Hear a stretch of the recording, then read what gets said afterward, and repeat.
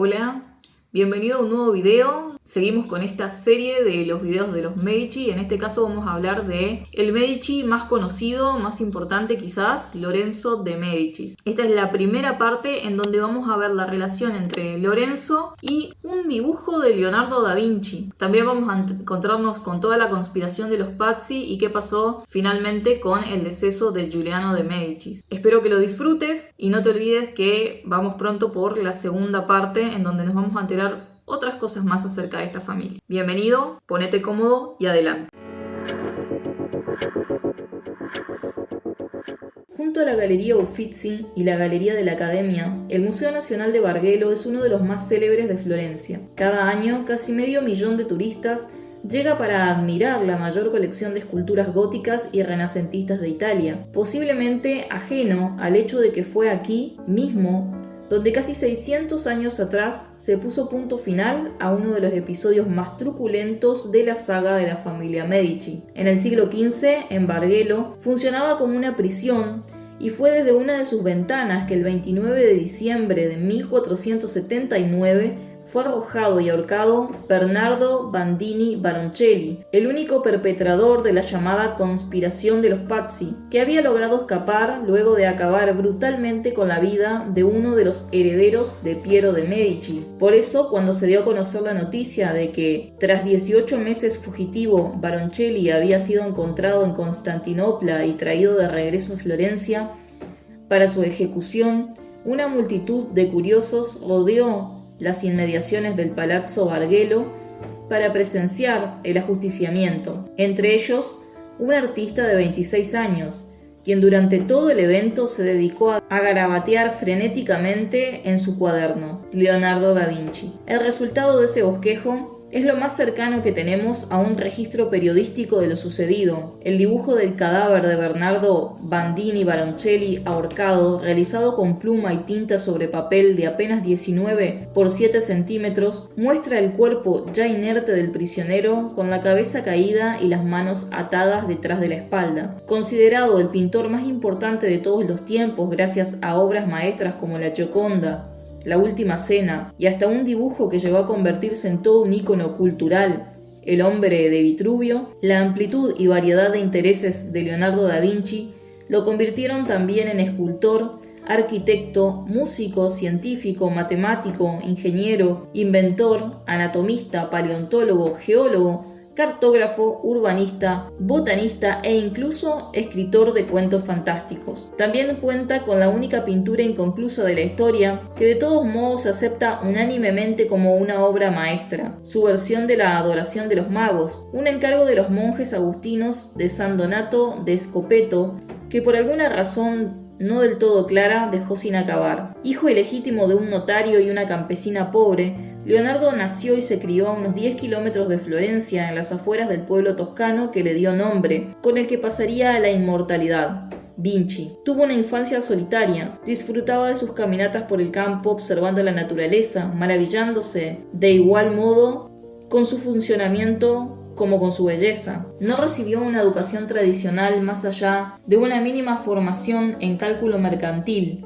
pero se convirtió en un autodidacta excepcional. Si bien a lo largo de su vida muchas veces resintió el hecho de no ser un hombre de letras, también se mostraba orgulloso de su espíritu librepensador. Leonardo da Vinci, discípulo de la experiencia, firmó en una ocasión: no podemos decir con exactitud qué fue lo que llevó a Leonardo a registrar en una de sus libretas este evento. Quizá fue solo uno más de sus estudios de anatomía humana. Sin embargo, la cronología llama la atención. Al año siguiente, después de una década como aprendiz en el taller del gran Andrea del Verrocchio, da Vinci fue acogido en el Palazzo Medici.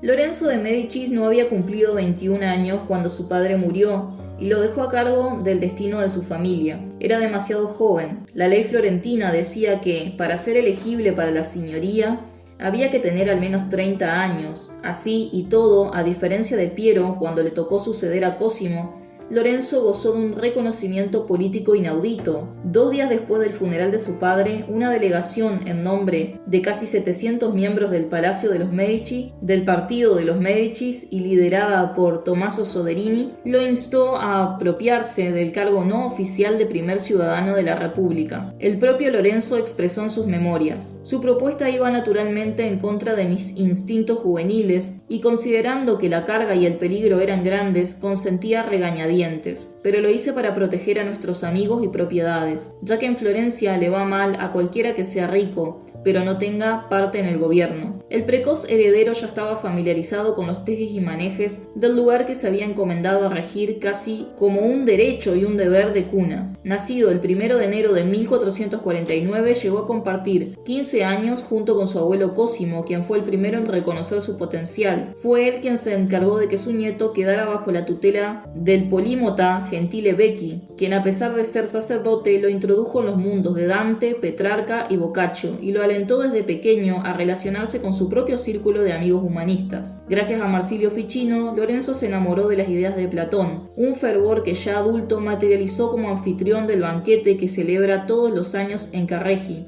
para conmemorar el cumpleaños del filósofo griego. El joven Lorenzo fue un alumno brillante, tan motivado por su propia curiosidad como por las expectativas que los mayores de su familia colocaron sobre él sin el menor disimulo. No fue criado como el hijo de un banquero, ni siquiera como un estadista republicano, sino como un príncipe cuyo papel en la sociedad sería liderar sin cuestionamientos.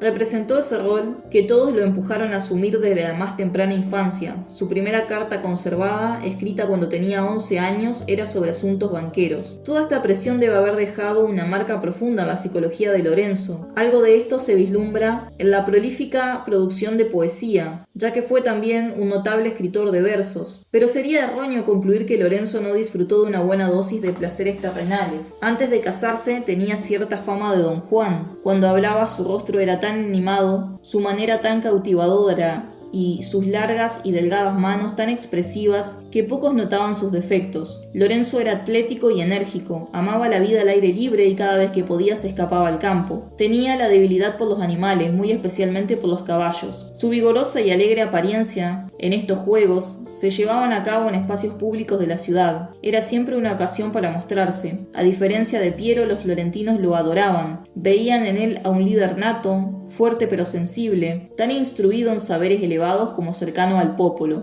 Su imagen pública se consolidó todavía más cuando comenzó a participar en los torneos de justas que su propia familia organizaba para conmemorar fechas importantes. Al igual que la fiesta dedicada a los Reyes Magos, estos eventos tenían una clara intención propagandística, como fue el caso de la justa en honor al casamiento de Lorenzo, de 20 años, con Clarice Orsini, de 16, una jornada a toda pompa que lo significó en un éxito absoluto, tanto en términos de espectáculo popular como en acumulación de capital político. Marcó la transformación definitiva de Lorenzo, hijo de un banquero, en un caballeroso príncipe y en un indisputable futuro líder de Florencia. Dentro de los confines de Florencia, sin embargo, la noticia del casamiento de Lorenzo con una mujer, ni nacida ni criada en la ciudad, dio mucho que hablar. Los matrimonios locales con extranjeros eran raros. Esa unión fue una confirmación más de que, como señores de Florencia, los Medici podían ignorar o incluso trascender normas habituales. Incluso ganar un juego contra Lorenzo conllevaba un riesgo. Se enfurecía si sentía que lo habían engañado, si su orgullo se veía herido o si se sentía traicionado. Su primer gran traspié en este sentido sucedió entre 1471 y 1472 y marcó uno de los episodios más infames de la historia de los Medici. Para entonces, desde hacía más de un siglo que el municipio de Volterra, otrora una ciudad minera importante, estaba bajo el protectorado de Florencia. Pero cuando se descubrió en sus tierras públicas un depósito de alumbre que prometía ser muy lucrativo y el contrato para su explotación quedó en manos de unos pocos, el gobierno local, aprovechando el descontento popular, decidió anular el acuerdo. Dado que el principal damnificado era Paolo Inghirami, un cliente del Banco Medici, Lorenzo intervino a su favor y envió a Volterra un grupo de guardias armados para recuperar la mina por la fuerza. Los locales se amotinaron e Inghirami fue asesinado. Lorenzo se sintió penosamente desobedecido y desafiado. Para empeorar las cosas, el orgullo dio paso a la vergüenza y la culpa. Con su propia fortuna quiso ayudar a reconstruir la ciudad y resarcir a los sobrevivientes, pero nada pudo subsanar el rencor de los volterranos ni mitigar el rechazo de muchos de sus conciudadanos florentinos, que interpretaron este episodio como una señal inequívoca de un tirano increchendo. Hacia el final de la vida, Lorenzo consideraría la tragedia de Volterra como su mayor error, pero no sería el único. Su relación con el papado. A comienzos de 1472, Sixto siguió dando pruebas de su apoyo a los Medici al darle indulgencias plenarias, es decir, el perdón de todos los pecados, a Lorenzo y Giuliano, a su madre Lucrecia y a su abuela Contesina. Lorenzo se animó entonces a expresar a viva voz un profundo anhelo personal: que su hermano fuese nombrado cardenal. Esto sería un honor sin precedentes para una familia de banqueros como la suya. En la Europa del Renacimiento, los cardenales tenían el estatus social de príncipes y además una enorme influencia en el escenario político, así como la posibilidad de ser elegidos para el trono papal. Pero Sixto IV tenía otras prioridades en mente, entre ellas extender y consolidar las tierras de los estados pontificios, por lo que designó como gobernantes a varios de sus sobrinos. Surgió una oportunidad única en este sentido cuando se enteró de que el duque de Milán había puesto a la venta Imola, un pequeño pueblo de unos 7.000 habitantes entre Bolonia y Forlì. Lamentablemente, alguien más le había adelantado la compra: Lorenzo de Medici. No obstante, el acuerdo quedó truncado cuando un furioso Sixto IV intervino y, amenazando al duque con la excomunión, logró negociar una nueva cesión por el mucho menor precio de 40.000 ducados. Lorenzo no tuvo que disimular la frustración e indignación, sino que de repente encontró una situación en extremo delicada. Para efectuar la compra, el Papa pidió un préstamo al Banco Medici. Lorenzo sopesó los pros y los contras de un dilema imposible. Conceder el préstamo podía restaurar su relación con la Iglesia, su mayor y más importante cliente, pero sería interpretado por sus conciudadanos como contrario a los intereses políticos de Florencia. Por otro lado, rechazar el préstamo inevitablemente inflaría la ira del Papa y lo transformaría en un poderoso enemigo. Así fue como de la noche a la mañana Florencia perdió Imola, ahora gobernada nada menos que por el conde Girolamo Riario, uno de los sobrinos preferidos de Sixto IV, y Lorenzo dañó de manera irremediable su vínculo personal y comercial con la curia que su familia había atesorado durante décadas. Hablemos ahora de los Pazzi, la segunda familia más poderosa de Florencia. ¿Qué vino primero? ¿La suspicacia de Lorenzo o la envidia de los Pazzi? Fuera como fuese, para cuando estos últimos desobedecieron a Il Magnifico y financiaron la compra de Imola por parte de Sixto IV, la brecha que separaba a ambas familias quedó expuesta en carne viva. Así todo, Jacopo, de casi 60 años, no pretendía enfrentarse al hombre más poderoso de Florencia. Muy distinta era la actitud de su joven sobrino Francesco, quien, a cargo de los asuntos del banco familiar en Roma, percibía cómo el odio hacia los Medici crecía en el seno mismo de la curia y vislumbró la oportunidad de destronar a Lorenzo. Las piezas del complot finalmente encajaban.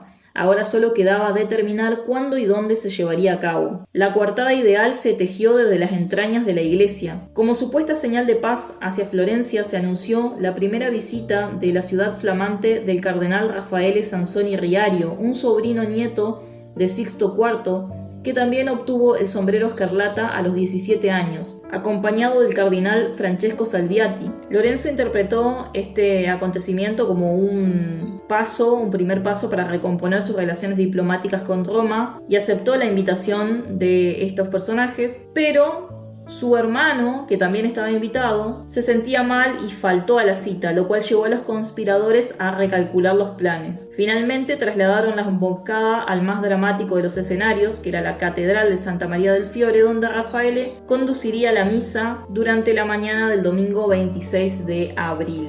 A cada Medici le asignaron 2 atacantes y la señal para actuar sería el repiquete de la campana en el momento de la elevación de la hostia durante la misa, justo cuando toda la congregación estuviera inclinada en reverencia, con la mirada fija en el suelo o entre sus manos suplicantes. Todos ellos hundirían sus dagas en los cuerpos desprevenidos de Giuliano y Lorenzo. Mientras tanto, el arzobispo Salviati, acompañado por una tropa de partidarios locales, marcharía hacia el Palacio de la Signoria para tomar control del gobierno. Esa mañana, como era de esperarse, el Duomo de Florencia rebosaba de asistentes, pero Giuliano de Médicis había decidido quedarse en casa porque todavía no se sentía bien. Francesco y Bernardo corrieron hasta el Palazzo Medici y lo persuadieron de cambiar de opinión. Al llegar a la iglesia, los tres se ubicaron en el sector norte de la nave, al otro lado del pasillo, a unos 20 metros de distancia. Estaba ya Lorenzo rodeado de sus amigos, y ellos estaban unos pocos metros más atrás. El joven Raffaele comenzó el oficio. Cuando por fin sonó la campana de la comunión, Baroncelli fue el primero en hundir su estilete en el pecho de Giuliano gritando «¡Aquí traidor!». Francesco Pazzi entró en una especie de trance, apuñaló a su víctima repetida y salvajemente, tan enajenado que incluso se hirió a sí mismo en el muslo. Tras recibir 19 puñaladas, Giuliano de Medici, de 24 años, se desplomó en un charco de sangre y murió al instante. Mientras tanto, los sacerdotes habían intentado atacar a Lorenzo por la espalda, pero uno de ellos cometió un error de principiante. Colocó su mano sobre el hombro de la presa, lo que le dio suficiente anticipación al Magnífico para reaccionar. Baroncelli, que había completado su labor con Giuliano, se dirigió ahora hacia Lorenzo, pero Francesco Nori se interpuso y recibió el cuchillazo mortal. Esto le dio tiempo necesario a Lorenzo y a sus amigos para encerrarse en la sacristía y ponerse a salvo. La gente corría y chillaba, presa del pánico y la confusión. Hubo quienes creyeron que la cúpula de Brunelleschi se estaba derrumbando. Conforme pasaban los minutos, la noticia de la muerte de Giuliano, transmitida por quienes llegaron a ver su cuerpo inerte en el suelo, antes de huir del Duomo, fue llegando a todos los rincones de la ciudad. Jacopo de Pazzi salió a gritar por las calles por el pueblo y por la libertad, pero lo único que recibió fueron abucheos y piedras. Para entonces los eventos habían progresado más allá del punto de contención y la multitud clamaba por la sangre de los Pazzi. Giuliano de Medici había sido el hijo dorado de Florencia y su asesinato desató una ola de asesinatos retribuidos por parte de una ciudadanía iracunda. Un sacerdote que no tenía absolutamente nada que ver con la conspiración fue capturado por la multitud enfurecida y el desafortunado hombre fue descuartizado y decapitado. Otras turbas armadas vagaban por las calles de la comuna buscando activamente a miembros de la familia Pazzi y Salviati. Partes desmembradas de cuerpos de conspiradores comenzaron a acumularse en un macabro montón fuera del Palazzo Medici. Los dos incompetentes sacerdotes fueron rastreados hasta el monasterio de la abadía, donde una multitud los sometió al castigo bizantino de la rinocopia. Les cortaron las narices, tras lo cual fueron colgados en una horca que había sido erigida apresuradamente en la Piazza de la Signoria. Giovanni Battista fue capturado el 4 de mayo, sometido a tortura e interrogado a la Signoria. Al resto de los conspiradores se lo ejecutó de manera expeditiva y deshonrosa.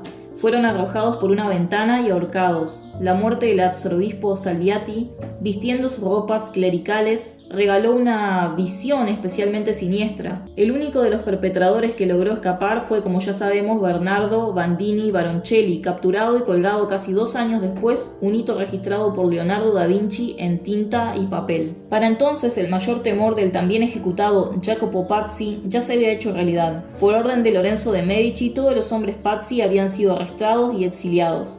A aquellos que se habían casado con mujeres de apellido Pazzi se les prohibió ejercer cargos públicos por el resto de sus vidas. En este contexto, y a pesar de haber logrado entrar en el círculo íntimo de los amigos artistas y humanistas de Lorenzo de Medici, en 1482 Da Vinci decidió partir en busca de nuevos y más propicios horizontes. Tenía 30 años cuando, auspiciado por su mecenas como embajador de las artes, viajó a Milán para entregarle personalmente a Ludovico Sforza una obra suya, una lira de oro en forma de cabeza de caballo, que según escribía el Magnífico en su carta al nuevo duque, con quien quería congraciarse, solo él podía tocar. El talento de Da Vinci conquistó a Ludovico, para quien realizó distintos proyectos artísticos y de ingeniería. Durante sus años en Milán, Leonardo pintó algunas de sus obras más famosas, como La Virgen de las Rocas y La Última Cena.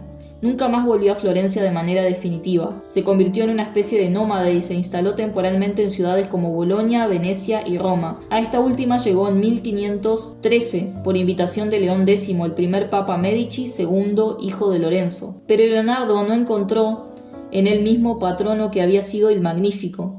León X sentía especial predilección por Rafael, así que Da Vinci solo obtuvo encargos modestos de su parte. Los Medici me han creado. Los Medici me han destruido, escribió en uno de sus cuadernos, entre la decepción y la impotencia. Cuando recibió una invitación de Francisco I de Francia para unirse a su corte, no dudó. Ya instalado en el castillo de Clos, se le dio el título de primer pintor, ingeniero y arquitecto del rey. Siguió creando e innovando y agregando pinceladas a su Gioconda. hasta el final. Murió en Amboise el 2 de mayo de 1519, a los 67 años. Sobrevivió a Lorenzo por casi 3 décadas. Sin embargo, ya para entonces su antiguo mecenas había logrado pasar a la inmortalidad, tal como lo había fríamente calculado. Gracias por llegar hasta acá, espero que lo hayas disfrutado y no te pierdas la segunda parte de este video. Dale like, suscríbete, toca la campanita y te espero en la próxima historia de arte. Hasta la próxima, chau chau.